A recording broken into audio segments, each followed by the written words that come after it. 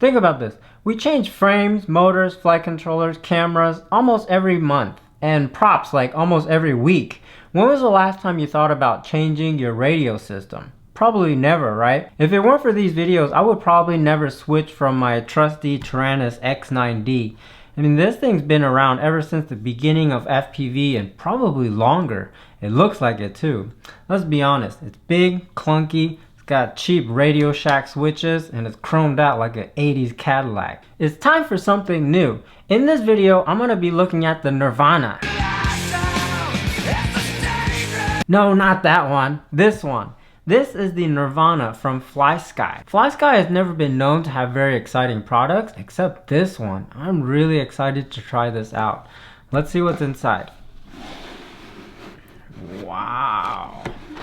The packaging on the Nirvana is freaking awesome. I mean, look at this. It's got letterpress on the box and then all this little black packaging. It just looks super sexy. So you got your thing of stickers, you got a battery warning, and then this is the Nirvana itself. I'll open this in a little bit, but let's look at what's inside the box. This is just a micro USB cable. Yeah, this is for the external transmitter module like Crossfire. It comes with 2 receivers, and it also comes with this smaller one that I got installed in my Neutron right now.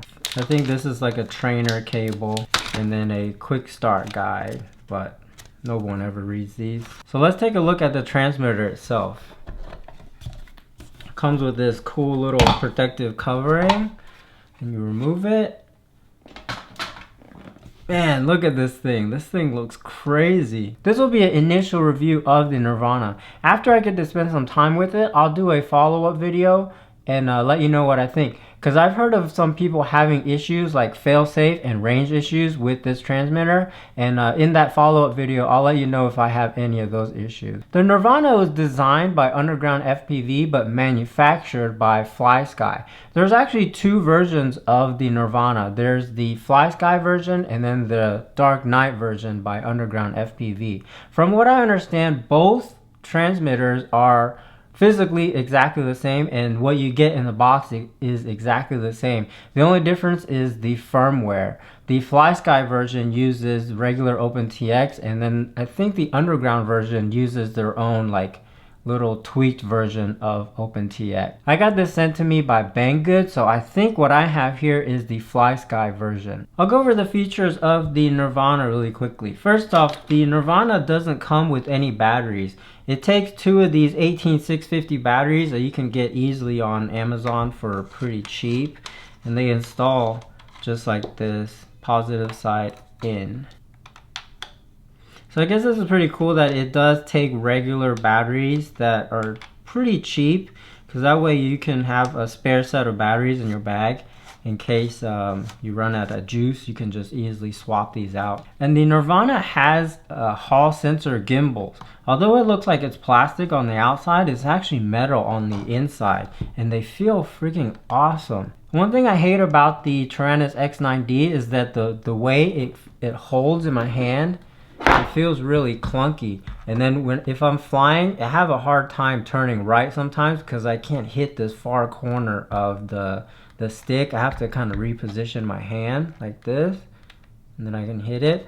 But for someone with small hands, you'll really like the Nirvana because it doesn't really feel that small, but the way the grips are, it just feels awesome, and I can hit the entire range of the gimbals really easily. It's got a module bay in the back, and after you install these little bracket thingies, this is where you can connect modules like the Crossfire or Orange RX. It runs OpenTX like the Taranis, but the version the Nirvana runs is an abbreviated version of OpenTX.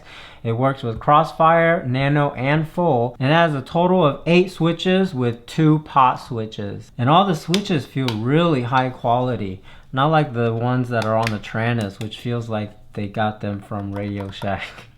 The Nirvana has a touchscreen LCD screen that runs OpenTX. So if you use the Taranis, which is OpenTX, the setup on this one is almost exactly the same, except that it's just a touchscreen. I've only been messing with the Nirvana for, I don't know, a couple hours, but I just gotta say that the touchscreen is not all that easy to use.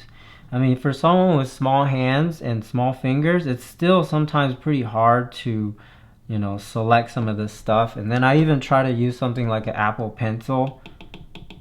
It doesn't work,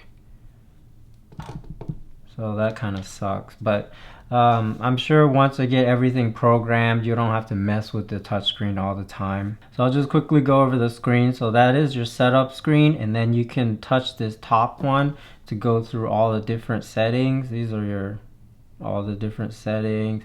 Here's your inputs, and then when you can scroll over. Oops, scroll over this way. There's more stuff. You can see it's not very responsive. So overall, the Nirvana feels awesome in your hands. It's really easy to grab, especially because you have these little finger thingies. You don't have to worry about your hands slipping off. Unlike the Taranis X9D, where it just basically feels like you're holding onto a brick with some sticks.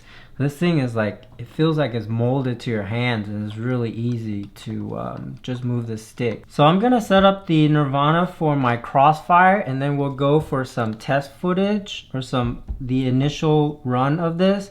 So to install the Crossfire, you have to install these little brackets in the back first. And then it comes with these brackets and then some 2.5mm screws.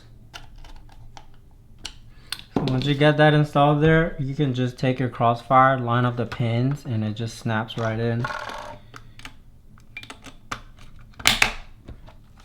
Like that. Setting up the Crossfire on the Nirvana was really easy. I basically just took the transmitter off my Taranis, plugged it in here, and then in my model, I just went and turned off the internal RF right here. I just turned that off, and then on the external RF I just selected Crossfire, and then I just went and set up some switches. Set up my channel 1 switch, or auxiliary 1 for ARM, and then this is my turtle mode, and then that was pretty much it. Everything worked fine on my quad, so let's go to the field and fly. Alright, so I'm at the track now, and what I'm going to do is I'm going to fly the Nirvana for the very first time, and then I'll let you know what I think about it. Alright, so this will be my initial, or actually this is my first flight on the Nirvana. Let's see how it feels.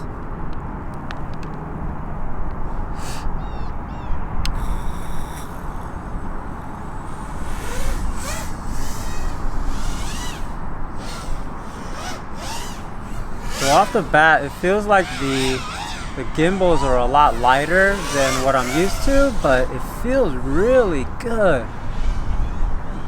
There are times where I tried different transmitters and it just doesn't feel right, but the Nirvana, I mean, it still doesn't feel as comfortable as my Taranis X9D, but I don't think it'll take much time to get used to it.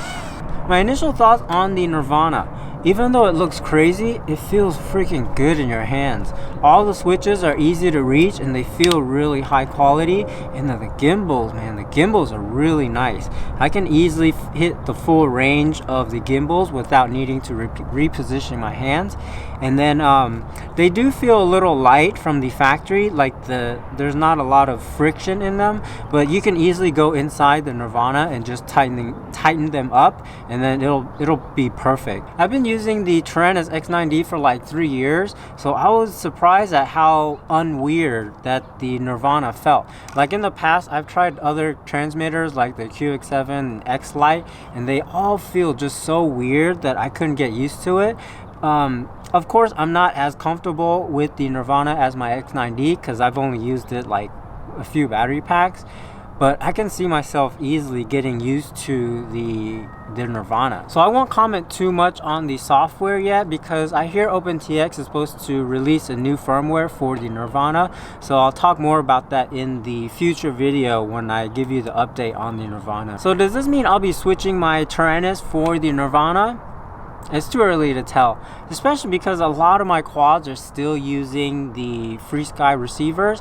But if it were up to just the transmitters physically, the Nirvana would win hands down. This thing feels so good in your hand. But it's hard to compete with Flysky and all the receivers like the RXSR, XM, XM Plus, which is the receiver I use pretty much in all my builds if I'm not using a Crossfire. So I'm gonna spend some time with the Nirvana, and then later on I'll put out another video and let you know what I think about the firmware and then everything else about the transmitter after I've spent some time with it. So I hope you found this video helpful. Give me a like, comment, and subscribe if you haven't already, and I'll see you in the next one. Peace!